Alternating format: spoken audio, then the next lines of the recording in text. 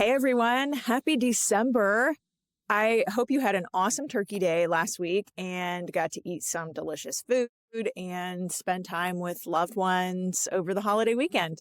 And if you don't celebrate Thanksgiving, I hope you definitely still got some rest and had an opportunity to recharge a bit. We hosted a Friendsgiving here and got to take the new kitchen for a test run, which I got to say that is quite the test run, hosting Thanksgiving dinner when we're still kind of figuring out all the new appliances and which drawer things are in now and that kind of thing. But, go big or go home, I guess. So we had a lot of fun and then spent the rest of the weekend decorating for Christmas, which is just one of my favorite things to do.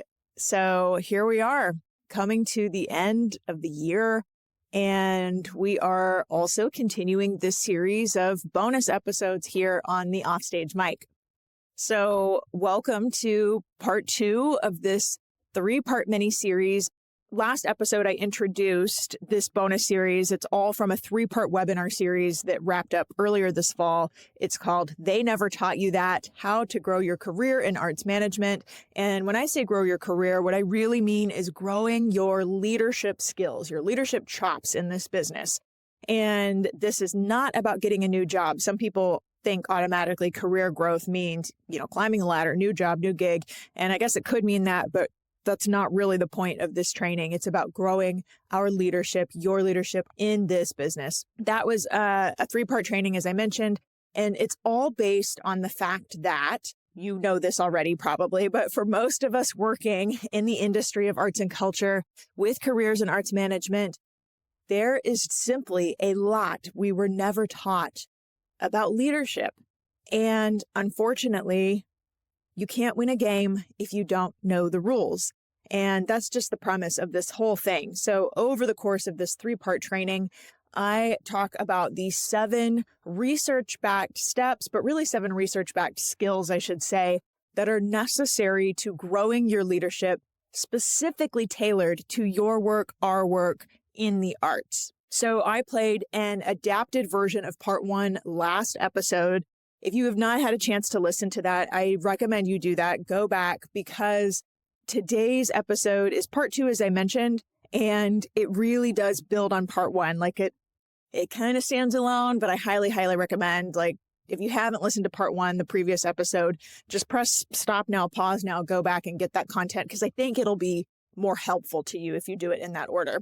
One of the really important tools we used in part 1 and that we are going to continue to use today is a free workbook to go along with everything I'm covering, which includes everything you're hearing in these episodes. So if you didn't download the workbook last time, go ahead and do that if you want to maximize these episodes, maximize this material, make it work hard for you. So press pause, go download it right now on my website, www.aubreybergauer.com/40. That's 40 for episode 40, which PS, how is this episode 40? But anyways, we are going to use the workbook to revisit some of the visioning and self-reflection exercises from part 1 in a few minutes. Plus, we are going to use it to set up a new exercise that we're going to hit today. So again, just go ahead and download it if you can in order to make this material just help you the most, basically, is what I'm trying to say.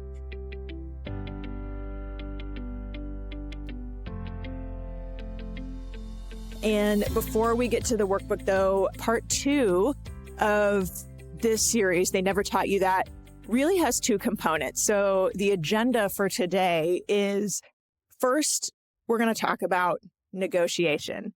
Now, you might remember this from part 1, the previous episode, that this topic, this skill of negotiation, is one of the 7 research-backed skills needed to growing your leadership that I talked about earlier, just really about leaning in to the confidence you have or building the confidence you have in what you bring to the table to really master the ebb and flow of getting what you know you deserve and doing it in a way where everybody comes out satisfied. And that is absolutely possible, but is absolutely skillful to get to that point. And I just want to say it's not all about money either, this topic of negotiations. It's a lot about money, because who doesn't want more of that?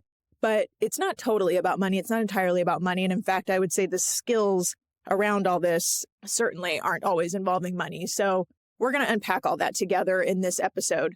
Now, the second part of today's training, today's episode, is building on that vision piece I mentioned. So I talked about building on what we started in part one, the previous episode. And today that really starts getting into defining our zone of excellence versus our zone of genius. What's the difference? What's better for each of us to focus on? If you don't know those terms, don't worry. I'm going to define it. I'm going to explain it all in detail when we get there. All right, that's the overview. And I am so excited to bring you part two of They Never Taught You That, How to Grow Your Career. And by career, I mean your leadership in arts management. Let's do it. I'm Aubrey Bergauer, and welcome to my podcast. I'm known in the arts world for being customer-centric, data-obsessed, and for growing revenue. The arts are my vehicle to make the change I want to see in this world, like creating places of belonging, pursuing gender and racial equality, developing high-performing teams and leaders, and leveraging technology to elevate our work. I've been called the Steve Jobs of classical music and the Sheryl Sandberg of the symphony. I've held offstage roles managing millions of dollars in revenue at major institutions, been chief executive of an orchestra where we doubled the size of the audience and nearly quadrupled the donor base. And now I'm here to help you achieve that same kind of success. In this podcast, we are sorting through data and research inside and outside the arts, applying those findings to our work in arts management, and bringing in some extra voices along the way, all to build the vibrant future we know is possible for our institutions and for ourselves as offstage administrators and leaders. You're listening to the Offstage Mic.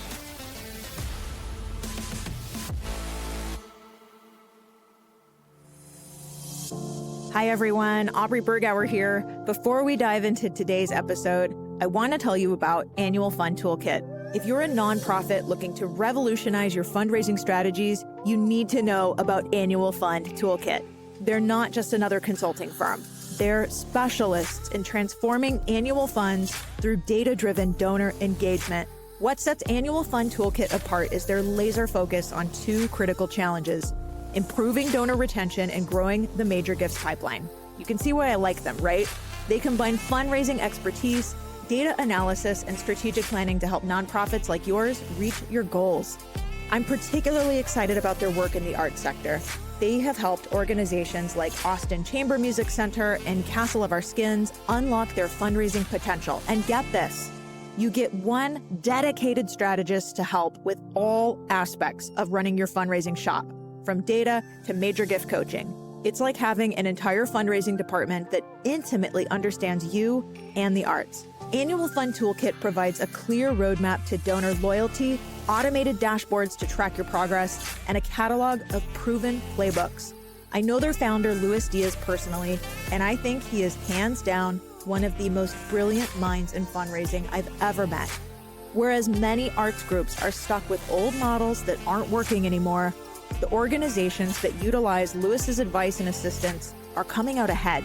If you are ready to take your fundraising to the next level, visit annualfundtoolkit.com. That's www.annualfundtoolkit.com. Trust me, your donors and your mission will thank you. Now, let's dive into today's episode.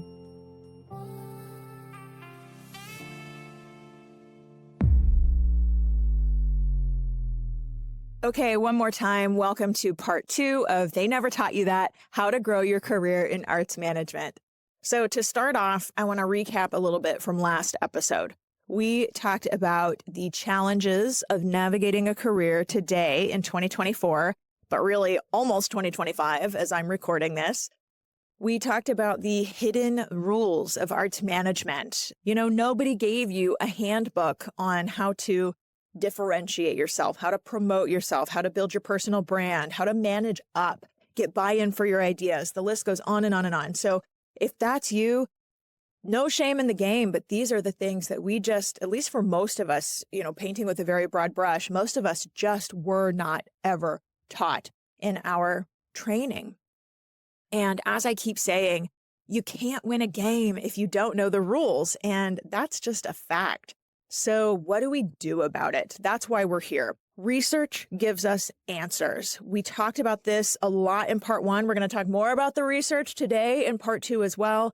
And the good news in all of this is that the research really helps us a lot, actually, on these topics. There are statistically proven ways to navigate all of this, statistically proven ways to build our leadership skills. Leadership is not something we are born with, okay? Leadership is something that can be learned. It's a muscle we can build, all those things. So we're going to drill down on this a lot today, just really honing in more and more on why the research really matters here. And the other thing is you got to know where you're going so that you can plan to get there. The visioning exercise that we started last time is really a prerequisite to what we're going to do today. You can't get where you're trying to go if you don't know where to go. So just recall that vision from last time. I asked you, a year from now, what's your destination? Where are you in your career? What home are you living in? Where are you spending your time? What type of work are you doing? All of that, start to kind of recall that from last time so it can be sort of bobbling around the back of your head as we're getting started here.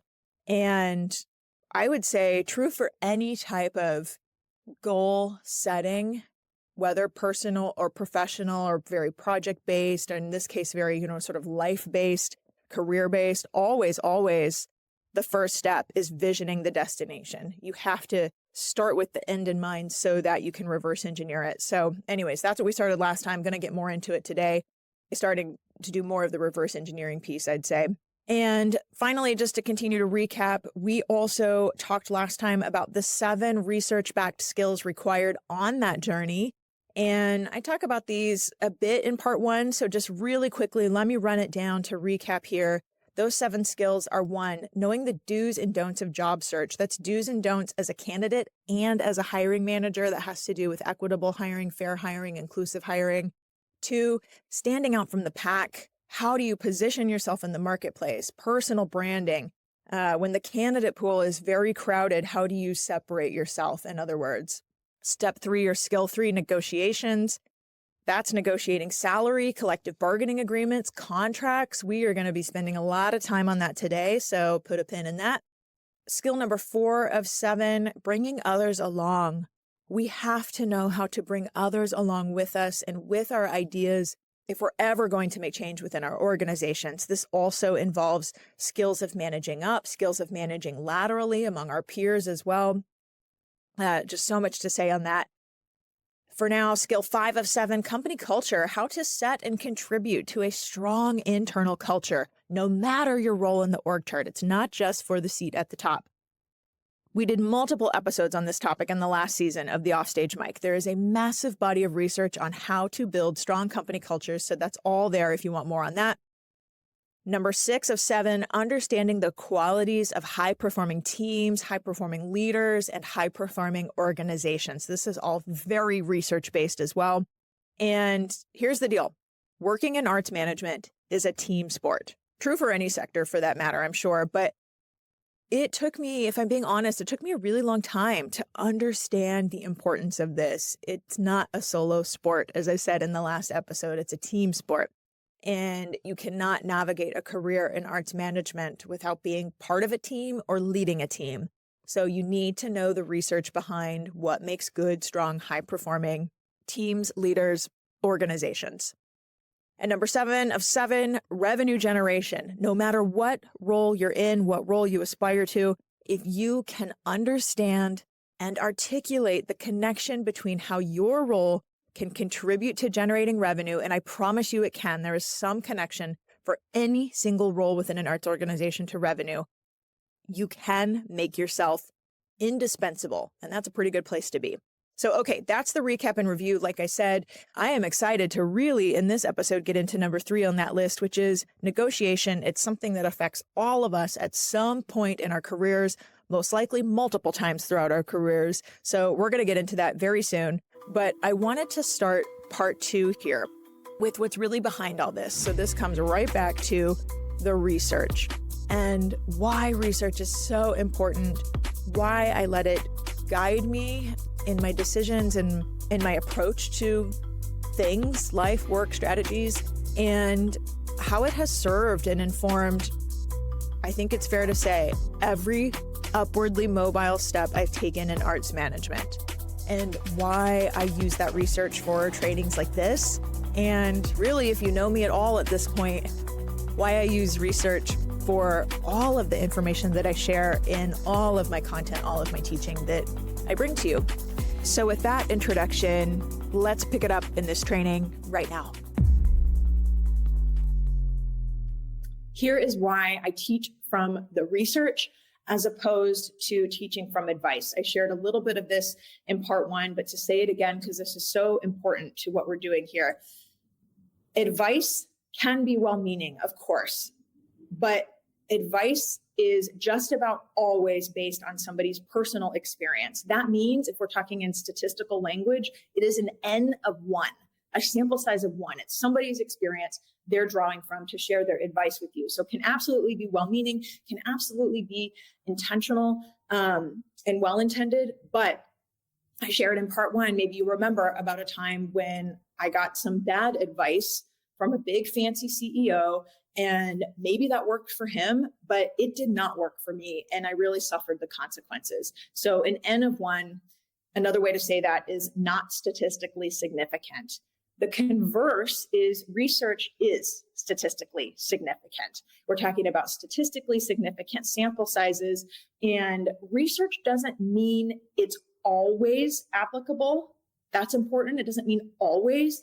It means the sample size was statistically significant, or representative is another way to say that. So representative means it applies to many.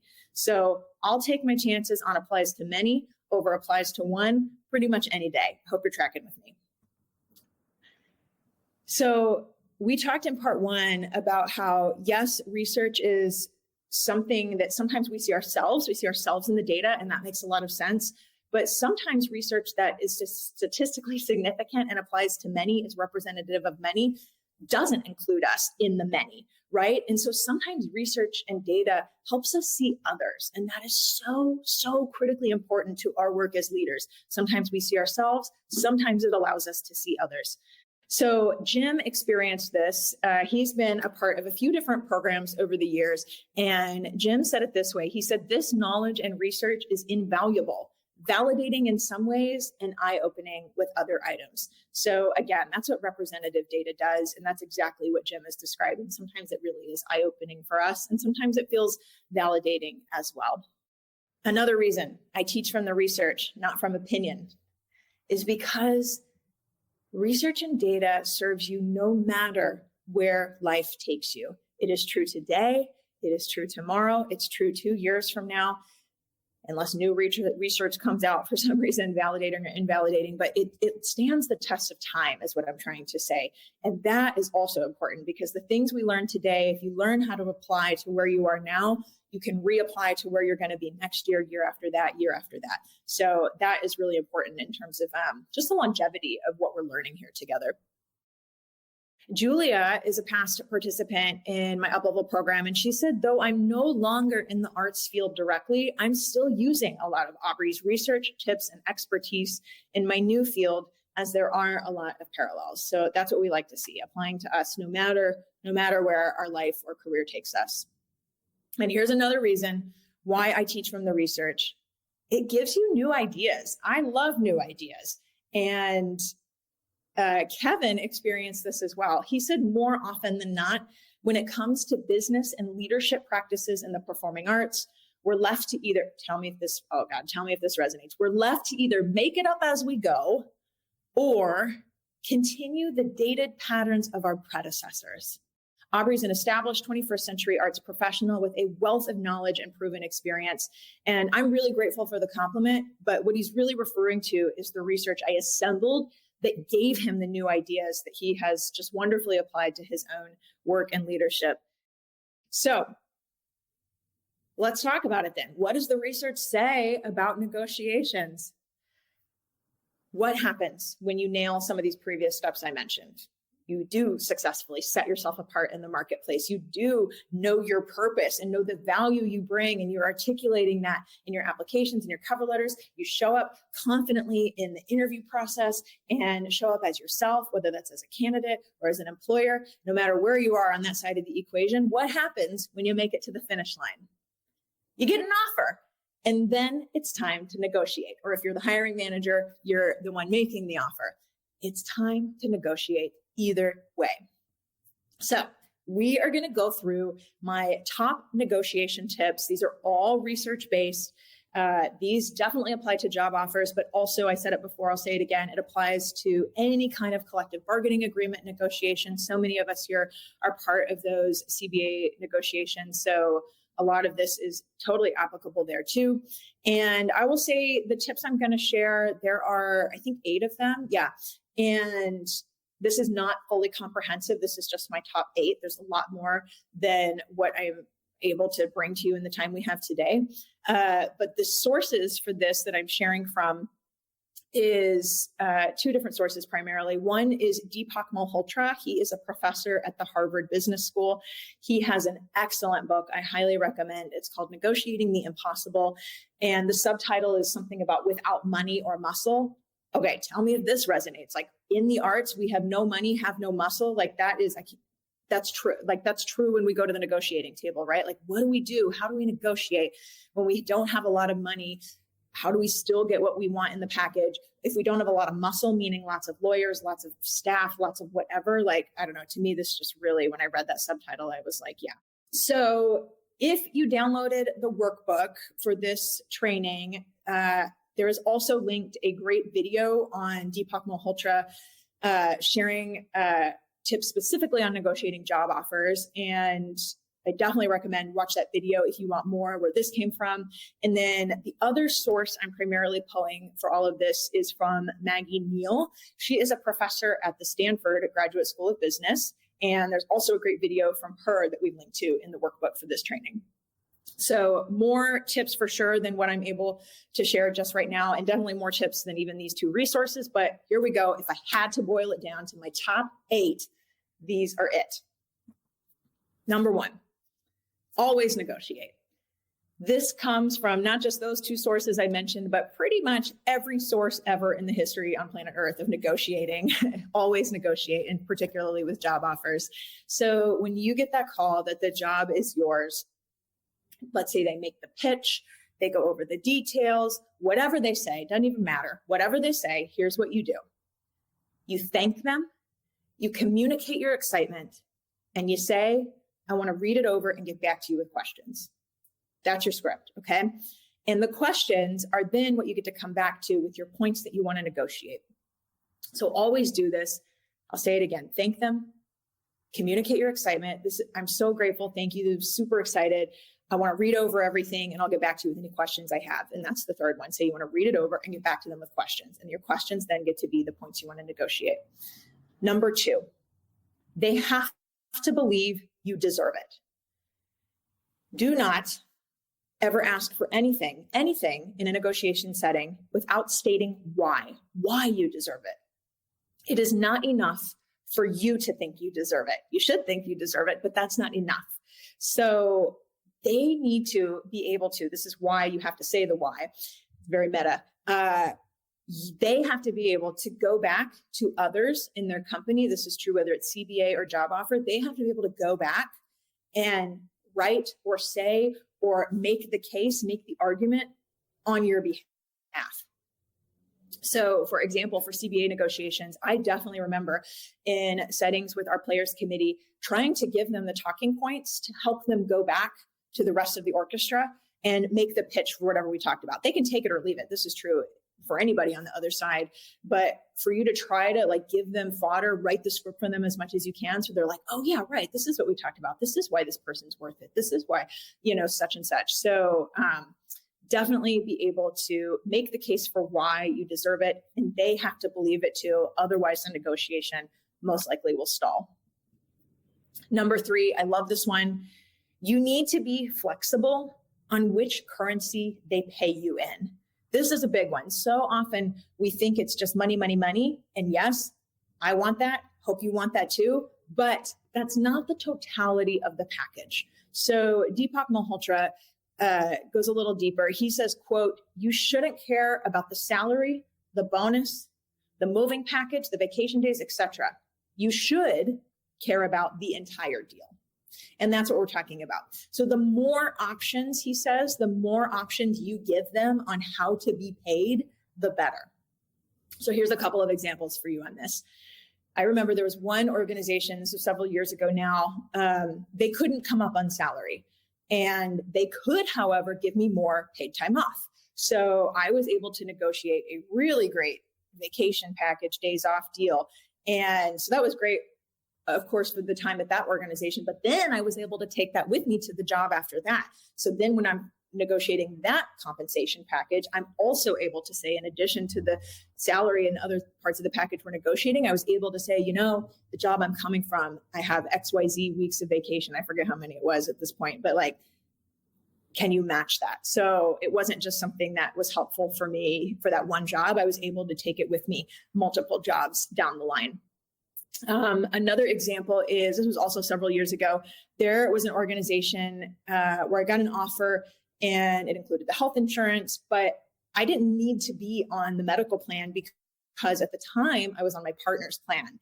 And instead of just declining that benefit, that would be leaving money on the table, I was able to negotiate the salary higher because I was able to say, if I decline the medical plan, can we add what you would be paying as an employer into that plan? Can we add that instead to the salary line? And was able to get that to be a yes. So I just give these examples to share, like there are other levers we can pull. Of course, we want cash at the end of the day, but there are other currencies that help with compensation too. So you should care about the entire deal.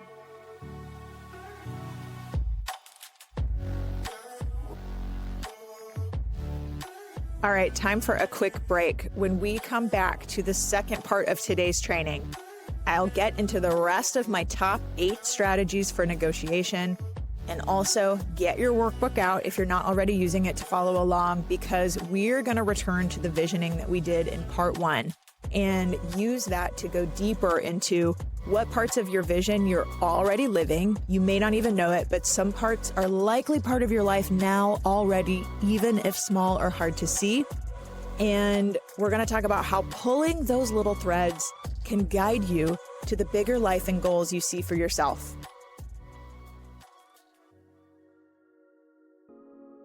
Good marketing talent can be hard to find. That's why I'm so glad I discovered Marketer Hire. As my business has grown this year, I can definitively say a part of that growth was because of the way Marketer Hire helped me not just find good marketing talent I needed, but how fast they did it and how they worked to match me with the perfect people. First, I reached out about an email copywriting project and email platform migration we were going through, and Marketer Hire matched me with Jamie within a week. A few months later, we needed technical support on our Google Analytics, and they had us connected to Alec within days. Both Jamie and Alec needed zero training, were incredible to work with and experts in their respective areas, and most important, they completely delivered on time, on budget, and got the results I needed. What I like about Marketer Hire is that you can engage someone for as long or short as you want. I hired Jamie for a 3-month project, for example. On the intake call, they really listened to what I said I needed. I even said that I need someone with an interest in the performing arts. And it turned out Jamie had a theater background and is still a member of her local thespian troupe to this day. Both Jamie and Alec were able to move my projects forward so much quicker than if I had led a traditional hiring process or search. The whole thing was really easy from start to finish, and they never made me feel obligated to proceed if I didn't want to. They were even able to work with my small business budget. At your arts organization, imagine working with Fortune 500 level talent who ramps up to understand your work fast and then delivers great results. Get a $1,500 credit toward your first hire when you go to try.marketerhire.com/offstagemike. That's try.marketerhire.com/offstagemike. Whether your arts organization needs email copywriting or Google Analytics setup like I did, or if you need paid ads, paid search, or even a fractional CMO, Marketer Hire will get you set up with top talent fast. One more time, that's try.marketerhire.com/offstagemike to get started and get your $1,500 credit.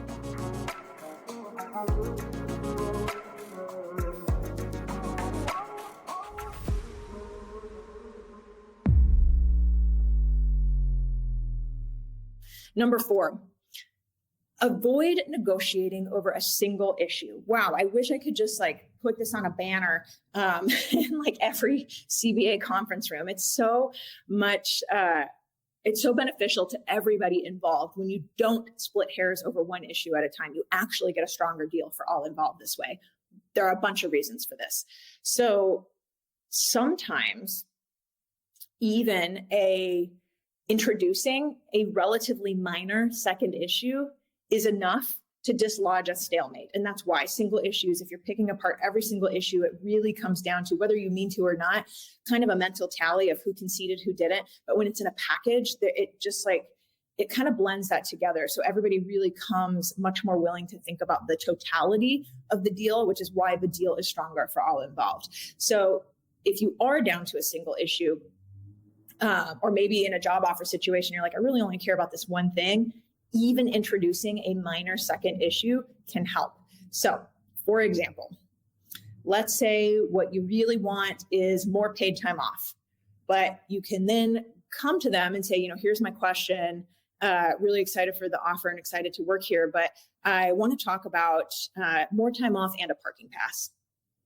And when you give them power to say no, yeah, we can't really do the parking pass, that actually can unlock a yes on the thing you care about more. And then, so that's kind of phase 1. Phase 2 is that each side's narrative can be that they made concessions. They didn't get the parking pass, but we were able to come up on the paid time off they asked for. So that's an example of how this can play out. Here's another way to do it. If you have a single issue, split the issue into 2. The NFL did this. So if there's any football fans, the NFL did this. This was several years ago. They had a major contract with the players, and the issue was about the revenue share. So this feels totally close to home for so many of us, particularly in our CBA negotiations, but could be true for compensation packages as well. And so they're talking about the revenue share, and it was a single issue for a while. Just what's the revenue split? What's the revenue split? Who gets what? And then I don't remember who initiated this breakdown, but they actually decided to break the revenue into 3 different buckets. It was something like, here's the revenue from the media agreement, the broadcasting agreements. Here's the revenue from ticket sales. And I don't remember the third one, if it's merch or something else. But so they split revenue into these 3 different buckets. And then they were able to talk about the revenue share among these different pieces. And that actually dislodged what otherwise was becoming a stalemate and helped them get to an agreement that all parties involved were happy with. So avoid negotiating over a single issue. One more example. If you're a parent watching this, you already probably do this one very, very well. So tell me, moms and dads, I'm not a parent, so you tell me, but I definitely remember my parents doing this. If there is one toy for the children to play with, but both say they want to play with it, how do you handle it? One toy, you split it into 2. You get it now, child 2 gets it later, right? You split it into 2. So just one more example for you to see that so many of you are already probably employing a strategy like this. Maybe you didn't even know it. Number 5, don't hope a certain topic doesn't come up. Instead, prepare for that hard conversation. I've been guilty of this before too, but so many people are guilty of this. Hope is not a strategy. Hope is a bad strategy, I guess, maybe I should say. Just hoping something doesn't happen or something doesn't come up. I say this all the time when we're talking about ticket sales too. It's not just spray and pray the postcard, you mail the postcard or the solicitation to everybody in your database and just hope people respond. That's a really bad, ineffective strategy. So hope, don't do it. Instead, prepare for that hard conversation. So for example, if you don't want them to ask if you're interviewing anywhere else, don't just hope they don't bring it up, fear the question. Don't do that. Instead, have a game plan. Figure out, what are you going to say if they bring it up? Another example, if you don't want them to ask, what do you think the salary should be then? be ready to have an answer, because a lot of times they do make you go first. So be ready. And by the way, sidebar, bonus tip, 5.5 right here. If they do ask you to go first on what you think the salary should be, a lot more people are publishing their salaries, which is great. But if they do ask you that question, actually the research says it's beneficial to go first because you can anchor high. Whoever goes first sets the anchor number, whether it's high or low. So if you go first, you can anchor high. Okay, that's a bonus tip. Really what you need to do, the theme of all of this, is think through what could they ask that will put me in a more defensive position? And then prepare an honest answer to that also keeps you as a strong candidate. So again, this is in the bucket of prepare. So for me, here is one that I used to get a lot. I don't get it so much anymore, but I used to get it a lot. And it was, what was the budget of the symphony you ran?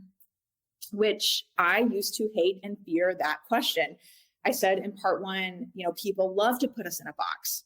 And I have experience at organizations of all sizes. I've managed tens of millions of dollars at major institutions, but the orchestra I ran didn't have as many zeros in it, blah, blah, blah, blah, blah.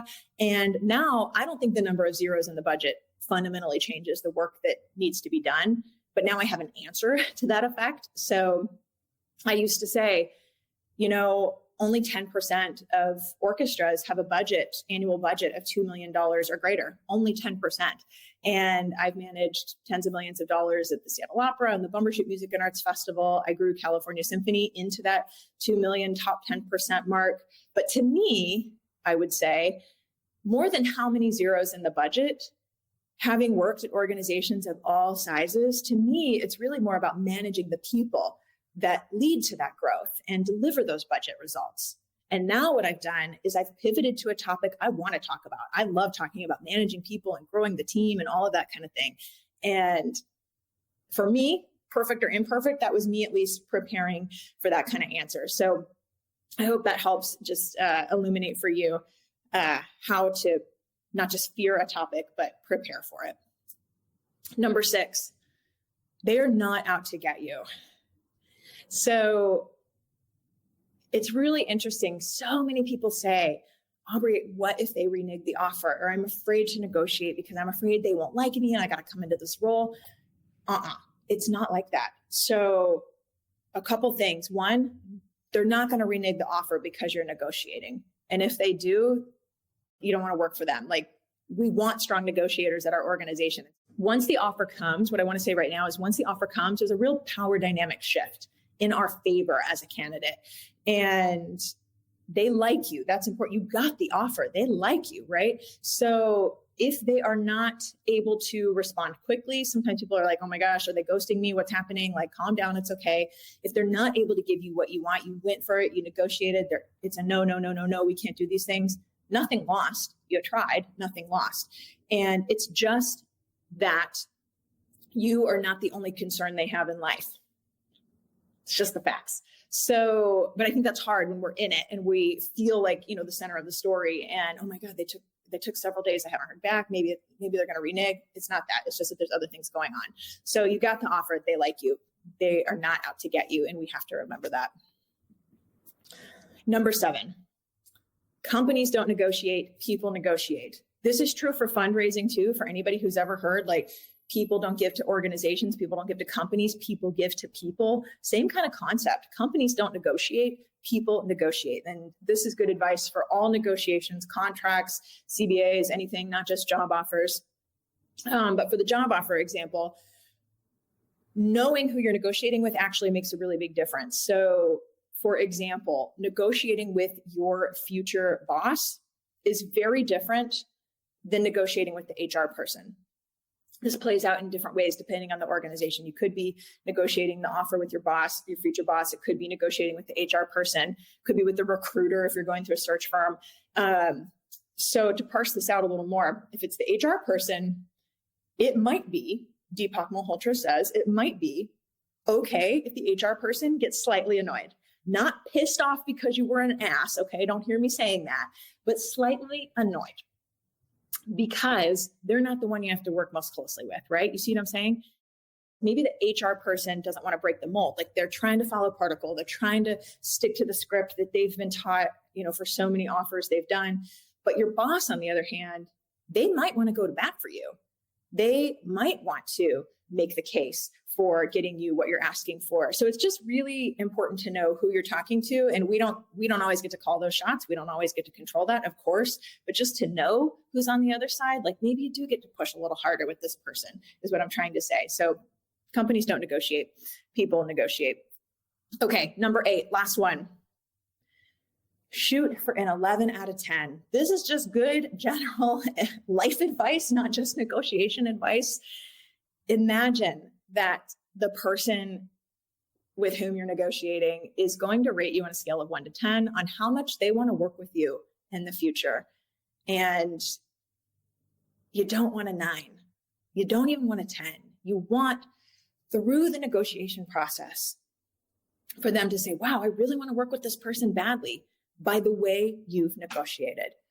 I can think of some recent CBA, collective bargaining negotiations, where each party would probably not rate the other as an 11 out of 10. You know what I'm saying? But I can think of some where they would. They absolutely would. And so I'm trying to say, like, that's possible. It is possible to come out and be like, wow, I actually would rate the other person or the other side as an 11 out of 10. We want that. That is definitely true for our individual negotiations as well. And even if you improve your offer, it is completely possible that they come away liking you more than they did before, which of course just sets up the relationship, the working relationship you're going to have. And just to put a finer point on this, like, too many people think that if you negotiate, it will weaken your position as the new hire. And it's just the opposite. The data says it is how you negotiate that can strengthen your reputation coming in. And one more example I want to give on this is I mentioned in part 1, reading about Lean In and Sheryl Sandberg. And I mentioned that book is not perfect. There are definitely some flaws, but this example and story she told really stuck with me. She was writing about her negotiation with Mark Zuckerberg when he was bringing her to Facebook, and he was pushing back, the story goes. And she shared that it went something like this, that she finally said to him, Mark, this is the only time we are on opposite sides of the table. The only time. After this, don't you want somebody who can negotiate on the same side of the table as you? We get to be on the same side forevermore after this. And that was enough to dislodge whatever his sticking point was and say, right, I do want a baller negotiator on my team. So as we know, they came to work together for another decade after that. So I always thought about that story and thought, like, if I ever get pushback for negotiating a job offer, especially in a CEO role, something like that is what I would say. Don't you want a strong negotiator on your side? But honestly, I have to say, nobody has pushed back, like, ever. I have had multiple CEO job offers at this point, and I have never, ever been penalized for negotiating, or never ever had to defend myself for negotiating. So it's just expected. And that's my last call to action to say, so do it, and do it in a way that you're proud of it and proud of how you showed up and are respected on the other side.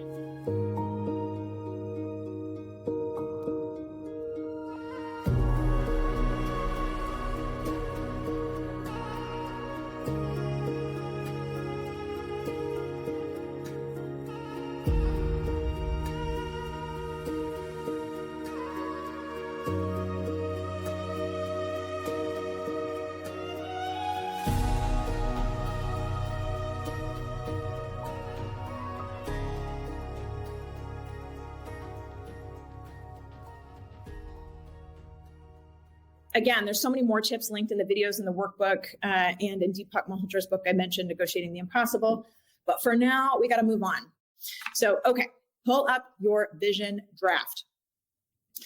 If you did the vision draft from part 1, pull up that statement, that exercise that we worked through together.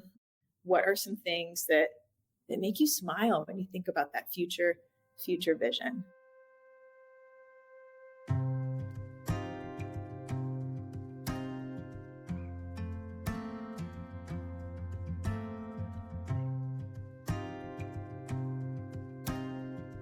Here's what's next.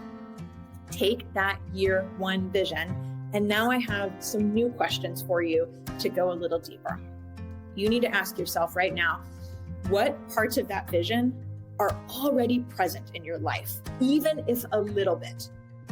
In what ways is this vision statement already true for you?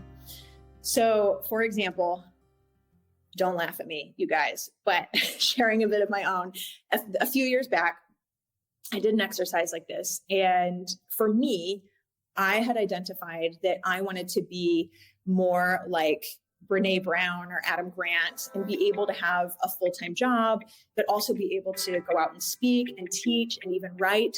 And that is a lot of what I'm doing now. But at the time, it felt like just so far out of reach. But then I realized through this prompt that there were little tiny glimmers of that. There were similar activities I was doing just on a small scale, similar to those people that I admired. And, back in the day, it was, the talk I gave at the local library, or I had presented at a couple of conferences, and I was like, right, I do have glimmers of that big dream already present in my life. And it just made me realize that those little bits that had already manifested, like it totally set me on a path to doing all of that on a bigger scale today. So what are those parts of your vision that are already present in your life, even if just that little glimmer or that little tiny seed of what could be in that big vision? So if you were watching this on replay, hit pause for a moment, take some time. If you're live, I'm just trying to give you some time now on the fly to think in real time, but go back and watch if you need some more time. Next question.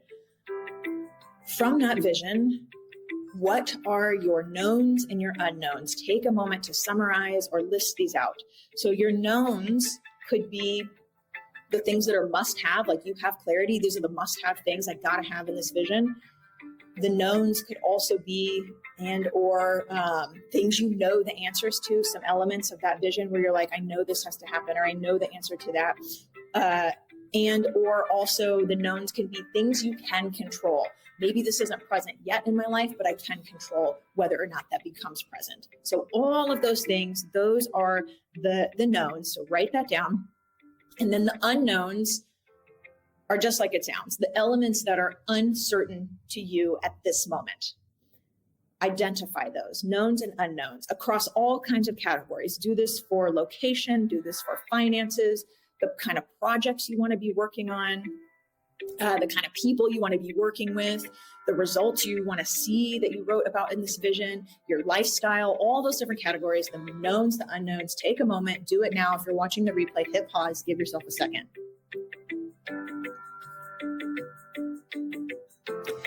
And next, what is your zone of excellence versus your zone of genius? Some of you may be familiar with this concept already. For some of you, it might be new, and either way, that's okay. So the zone of excellence, to define it, is these are the activities that you do extremely well. Like you know this about yourself already, and they're the type of activities you know you can get paid for doing that work. And this is important because what we do well is not automatically the same as what we want or what will fulfill us. You understand what I'm saying? Experts say that this zone of excellence can even be dangerous. Like that feels a little loaded, but they say it can be dangerous because the zone of excellence is often what prevents us from fully taking the leap into our zone of genius. That's how experts write about this. So it gets very, very easy to fall back on our zone of excellence is what I'm saying.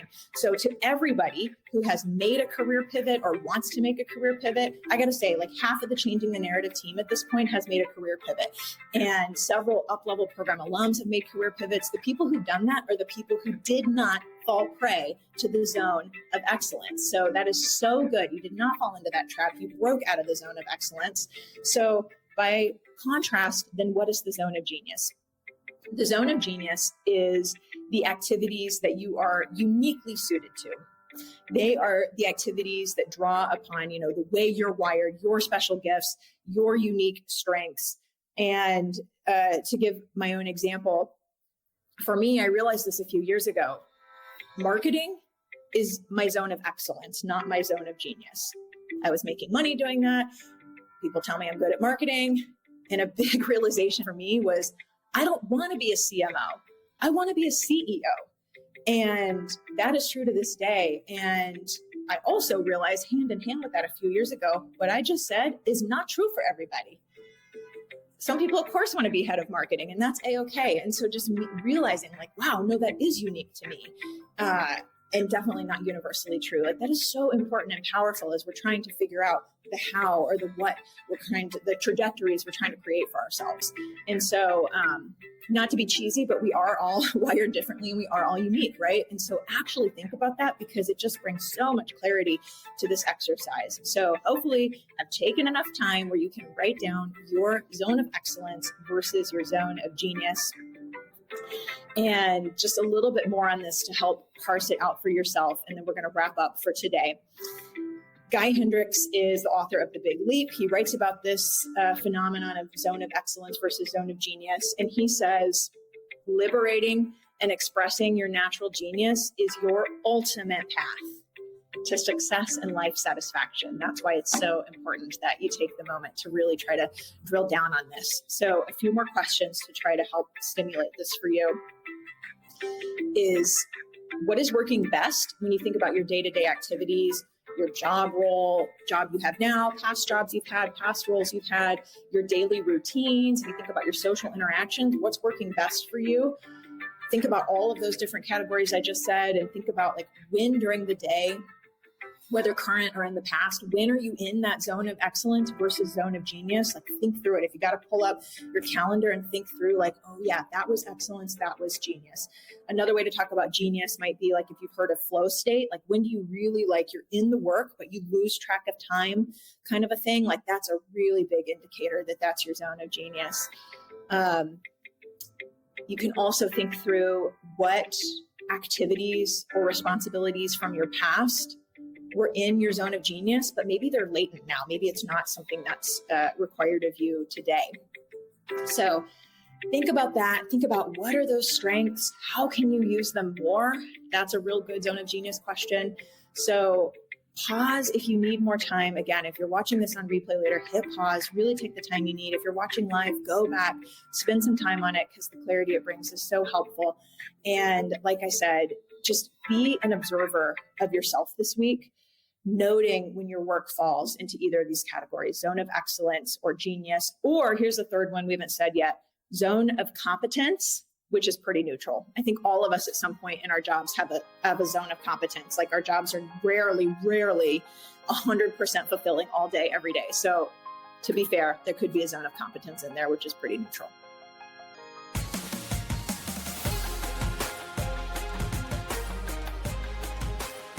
All right, that brings us to the close of part 2 of this 3-part training. Excellent job. If you really engaged with this content, and I hope you did, I hope you were able to do that, you are now another step closer to diving into everything they didn't teach you about how to be a leader in arts administration in this field of arts management. And please, if you are feeling like there's more reflection that you need to do, if the flow is still flowing, keep going. Don't let me stop you. So backtrack, maybe even go back to your notes in the workbook from part 1, from today's work. This time is yours. This training is for you. So truly hit pause if you need, and I'll be right here waiting for you when you're ready. And there's more coming next episode. When part 3 of this training drops, we're going to get into even more of these 7 research-backed skills to growing your leadership and getting ahead in this field. And here's the thing. Hearing the research is not the same as applying the research. I can't say this enough. I've said it before. I'll say it again. Hearing the research, knowing the research is not the same as applying it. I shared in part 1 a time where I did know the research. I had read it, I had consumed it, and I didn't apply it, and it cost me. So if you are the type of person who has ideas and goals, but you can't seem to get the green light right now, or you want to be seen and viewed as a leader, you want more confidence, money, stability, or fulfillment, or if you want others around you to do what they're quote unquote supposed to do, whether that's your boss, your board, your artistic director, other people on your team, you want them to do what they're supposed to do, or you're the type of person who wants others on your team to care about the organization, the mission, the work, as much as you do, if you want better boundaries, less stress, more energy, if you are the type of person who wants any of those things, then part 3 is definitely for you. If you didn't get a chance to download the workbook, don't forget it's there for you. AubreyBergauer.com/40. That's 40 for episode 40 to go pick it up. And we're going to bring it home next episode, which feels appropriate as we head into the final stretch of the year and bringing this year home as well. So I can't wait to do this with you as we wrap it up then. See you soon.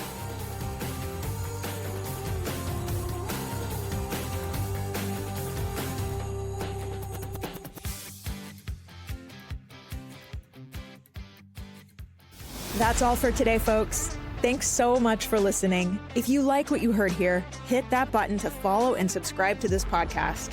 And if you've learned something or gotten value from this, please take 2 seconds to leave a quick one-tap rating or review in return. To all of you, one more time, thanks again. See you next time on the Offstage Mic. The Offstage Mic is produced by me, Aubrey Bergauer, and Aaron Allen. The show is edited by Novo Music, an audio production company of all women audio engineers and musicians. Our theme music is by Alex Grohl. Additional podcast support this season comes from Jeremy Cuevas, Kelly Stedman, other members of the Changing the Narrative team, and social media brand management by Classical Content. This is a production of Changing the Narrative. And we're back. Today on Top Tunes, the music production... Is it just me, or does this sound terrible? Wait, I think I heard of someone who might be able to help us. There's this company called Novo Music. They provide across-the-board audio solutions, from recording repair to audio editing to original music and sound design and beyond. Well, what are we waiting for? Today on Top Tunes, the Now music... that's better. Novo Music, conducting your creative vision. Find out more at novomusic.co.